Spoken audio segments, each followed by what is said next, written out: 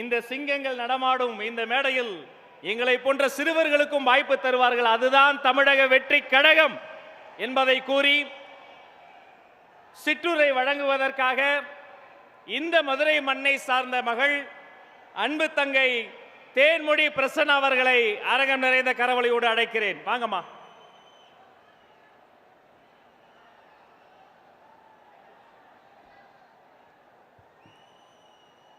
பிறப்பொக்கும் எல்லா உயிர்க்கும் என்ற உயரிய நோக்கோடு சமூக நீதி, பெண் விடுதலை பேசிய தந்தை பெரியாரையும், சமூக நீதி, சமத்துவம், சகோதரத்துவம் எடுத்துரைத்த அண்ணல் அம்பேத்கரையும், கல்விக்கும் விவசாயத்திற்கும் நீர் மேலாண்மைக்கும் பணியாற்றிய கர்ம வீரர் காமராசரையும், வீரத்தையும் மத நல்லிணக்கத்தையும் எடுத்துரைத்த வீரமங்கை வேலு நாச்சியாரையும், தியாகத்தையும் சேவையும் எடுத்துரைத்த அஞ்சலை அம்மாளையும், இன்று நமக்கெல்லாம் கொள்கை தலைவராக வழிகாட்டி இன்று லட்சோப லட்சம் இளைஞர்களை அரசியல் படுத்திக் கொண்டிருக்கும், அரசியல் புரட்சியை நடத்தி கொண்டிருக்கும் நமது வெற்றி தலைவர்,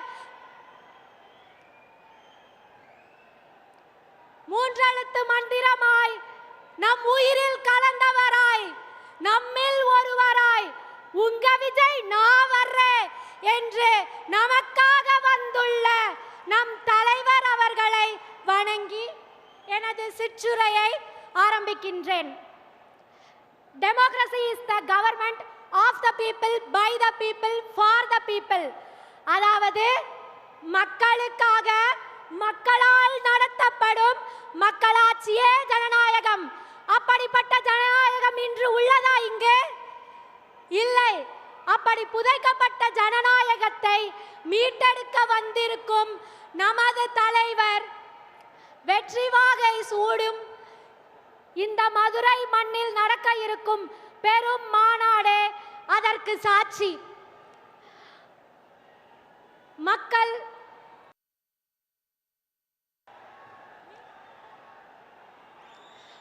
மக்களின் உரிமை எங்கெல்லாம் பறிக்கப்படுகின்றதோ, மக்களின் வாழ்வாதாரம் எங்கெல்லாம் சிதைக்கப்படுகின்றதோ, அங்கெல்லாம் இப்பொழுது கேட்கும் ஒரே குரல், மக்கள் விரும்பும் முதல்வர் வேட்பாளர் உங்கள் விஜய். மக்கள் விரும்பும் முதல்வர் வேட்பாளர் உங்கள் விஜய். மக்கள் விரும்பும் முதல்வர் வேட்பாளர் உங்கள் விஜய். நமது கொடியில் கூட மக்கள் வாகையை கொடுத்துள்ளார் நமது தலைவர். தாயுள்ளம் கொண்ட தலைவர் நமது தலைவர். தாயுமானவர் என்று பெயருக்காக இல்லாமல் தாய்மார்களை வந்து சரியாக கவனிக்க வேண்டும் என்று தனி அறையும் செயல்படுத்தி இந்த மாநாட்டை வெற்றிகரமாக நடத்தி கொண்டிருக்கும் நமது கழகத்திற்கும் தலைவருக்கும் நாம் என்ன செய்ய போகிறோம்? மூன்றெழுத்து மந்திரம் மீண்டும் ஒலிக்க 1967, 1977, அதற்கு பின் 2026 வெற்றி வாகை சூடுவோம். மக்கள் புரட்சி வெடிக்கட்டும். விஜய் என்பது வெறும் பெயர் மட்டுமல்ல, அது இளைஞர்களின் எழுச்சி, பெண்களின் நம்பிக்கை, குழந்தைகளின் வளர்ச்சி என்று கூறி எனக்கு இந்த வாய்ப்பினை அளித்த கழக தலைவருக்கும், பொதுச் செயலாளர் அண்ணன் ஆனந்த் அவர்களுக்கும், மாவட்ட செயலாளர் அண்ணன் திரு விஜயன்பன் கல்லணை அவர்களுக்கும் நன்றி கூறி விடைபெறுகிறேன். நன்றி, வணக்கம். மக்கள் விரும்பும் முதல்வர் வேட்பாளர் உங்கள் விஜய். வாழ்க.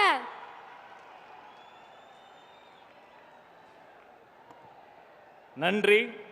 அதனால்தான் நாங்கள் சொல்கிறோம், இது உங்களைப் போல கொள்ளை கூட்டம் அல்ல, கொள்கை கூட்டம்.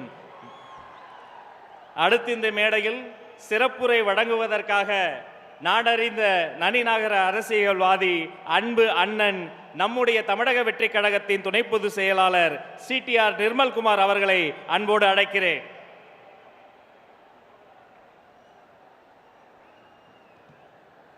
மாபெரும் இந்த மதுரை மாநாட்டை தலைமையேற்று நம்ம எல்லாம் வழிநடத்தி கொண்டிருக்கும் நம்மளுடைய கழக தலைவர் அண்ணன் விஜய் அவர்களே மற்றும் இங்கே வருகை புரிந்திருக்கும் அனைத்து தொண்டர்கள் அனைவருக்கும் என்னுடைய முதற்கண் வணக்கத்தை தெரிவித்துக் கொள்கிறேன். 4 ஆண்டுகள் காட்டாட்சியை முடித்து விட்டது இந்த திமுக அரசு. விவசாயிகள் ஆரம்பித்த அரசு ஊழியர்கள் முதல் இன்றைக்கு தூய்மை பணியாளர் வரை அனைவரும் கடுமையாக நேரடியாக பாதிக்கப்பட்டுள்ள இந்த திமுக அரசால், திரு ஸ்டாலின் அவர்கள் தலைமையிலான அரசால் விவசாயிகள் ஒவ்வொரு நொடியும் பாதிக்கப்பட்டார்கள். இன்றைக்கு நேற்று பார்த்திருப்போம் தூய்மை பணியாளர் வரைக்கும் எவ்வளவு பாதிக்கப்பட்டார்கள் என்று. எத்தனை நாட்கள் நாம் இதே மாதிரி புலம்பிக்கிட்டு இருப்போம்? இதற்கெல்லாம் ஒரு விடை வேண்டாமா? கண்டிப்பாக வருகிற 26 நடைபெறும் தேர்தலில் தமிழகத்திற்கே ஒரு விடுதலை என்றால் நம்மளுடைய தலைவர் அண்ணன் விஜய் அவர்கள் முதலமைச்சராக பொறுப்பேற்கும் அந்த தருணமே தமிழருக்கு ஒரு விடுதலை. என்கிட்ட சொல்றாங்க ஒரு சில பேர், உங்ககிட்ட சீனியர்ஸ் இல்ல, நீங்க எப்படி ஆட்சி அமைப்பீங்க, அட்மினிஸ்ட்ரேஷன் பண்ணுவீங்கன்னு. யாருங்க சீனியர்? மக்களை பார்த்து ஓசினி ஏளனம் செய்த பொன்முடி சீனியரா? 1000 ரூபாய் திட்டத்தை கொச்சையாக பேசிய துரைமுருகன் சீனியரா? சென்னை மாநகராட்சியை அட்டூழியம் செய்து அழித்துக் கொண்டிருக்கும் சேகர்பாபு சீனியரா? இல்லை மதுரையில் பத்திரப்பதிவில் அனைத்தையும் தமிழகம் முழுவதும் பத்திரப்பதிவு ஊழலை செய்து கொண்டிருக்கும் மூர்த்தி சீனியரா? இவர்கள் எல்லாம் 30 ஆண்டுகள் 40 ஆண்டுகள் இந்த தமிழகத்தை கொள்ளையடித்தது போதாதா? நம்மளுடைய தலைவர் உங்கள் அண்ணன் விஜய் அவர்கள் இந்த கூட்டத்திலிருந்து ஒரு தம்பி, ஒரு தங்கை, ஒரு அண்ணன், ஒரு அக்காவை தேர்ந்தெடுப்பார் அடுத்த வருடம். அந்த தேர்ந்தெடுக்கும் அந்த நபர் அமைச்சராக தலைமைச் செயலகத்தில் உட்கார்ந்து ஒவ்வொரு நொடியும் மக்களை பற்றி மட்டுமே சிந்திக்கும் ஒரு நபராக இருப்பார். என்ன பெரிய சீனியர்? அப்படி என்ன பெரிய சீனியர்?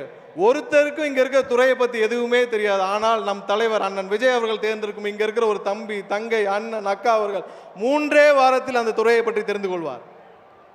4 வாரத்திலிருந்து என்ன செயல் திட்டம்னு முடிவு பண்ணி டெலிவர் பண்ண ஆரம்பிப்பார். நாட்டை பற்றி சிந்திக்கும் ஒரு நபர் கண்டிப்பாக அமைச்சரவையில் உட்கார வைக்கணும்னா அது அண்ணன் விஜய் அவர்களால் மட்டுமே முடியும்.